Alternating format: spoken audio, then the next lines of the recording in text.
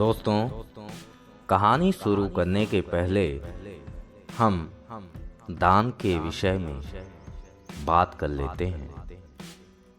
तो चलिए शुरू करते हैं, क्योंकि आज की कहानी दान के महत्व को बताती है।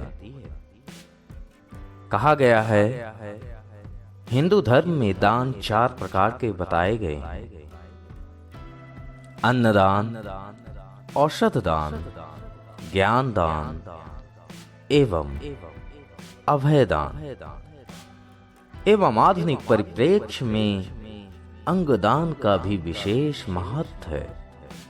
दान एक ऐसा कार्य है जिसके द्वारा हम न केवल धर्म का पालन करते हैं, बल्कि समाज एवं प्राणी मात्र के प्रति अपने कर्तव्यों का पालन भी करते हैं।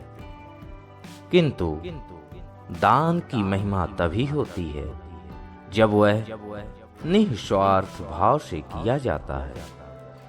अगर कुछ पाने की लालसा में दान किया जाए तो वह व्यापार बन जाता है।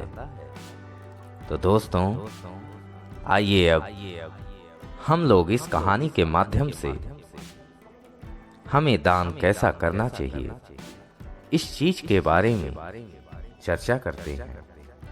तो चलिए दोस्तों, शुरू करते हैं यह कहानी, और कहानी में अंत तक बने रहिए, तभी आपको दान के दीप जल उठे।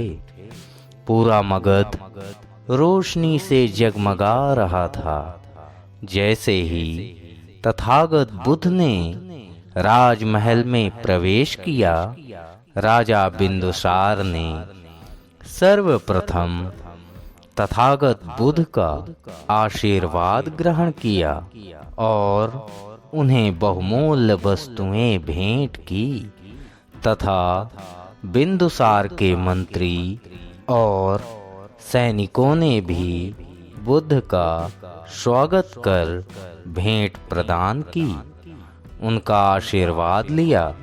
तथागत बुद्ध ने उन सभी की भेंट की हुई बहुमूल्य वस्तुएं, हीरे, जवाहरात, सोना, चांदी इत्यादि जैसी वस्तुओं को एक ही हाथ से ग्रहण किया। उसके बाद रांची की प्रजा ने उनका स्वागत किया। उन लोगों ने भी तथागत बुद्ध को कई सारी वस्तुएं भेंट की।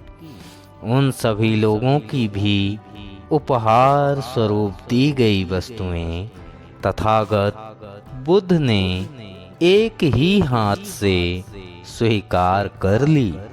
तभी महल में एक निर्धन बुढ़िया ने प्रवेश किया।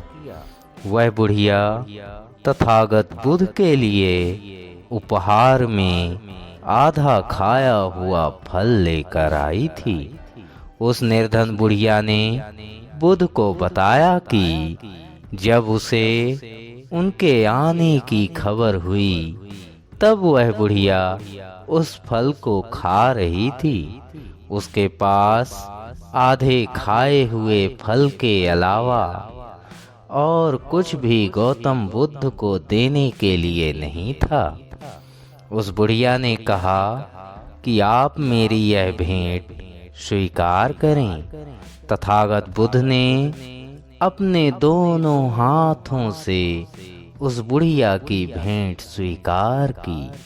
पूरा राज्य आश्चर्यचकित होकर इस दृश्य को देख रहा था।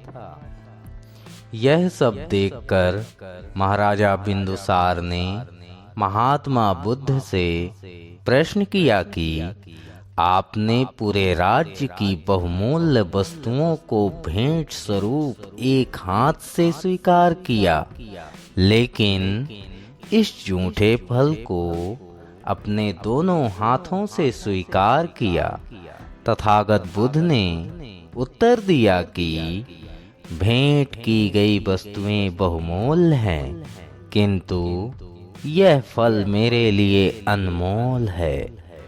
आप सभी ने जो कुछ मुझे दान दिया, उसे दान देने के बाद आपकी जीवन शैली में तनिक भी प्रभाव नहीं पड़ेगा। लेकिन इस निर्धन बुढ़िया ने अपने मुंह का निवाला मुझे दे दिया। मेरी वजह से पूर्णतः अपनी भूख भी इसने शांत नहीं की। उन्होंने कहा कि किसी को अपने मुंह का निवाला देना इस संसार का सबसे बड़ा दान होता है। खुद भूखे रहकर किसी और का पेट भरने जैसा कार्य करना आसान नहीं होता। इसलिए हे राजन, किसी भूखे को खाना खिलाना पुण्य का काम है, लेकिन खुद भूखे रहकर अपने मुंह का निवाला किसी और को देना ही सबसे बड़ा धन है।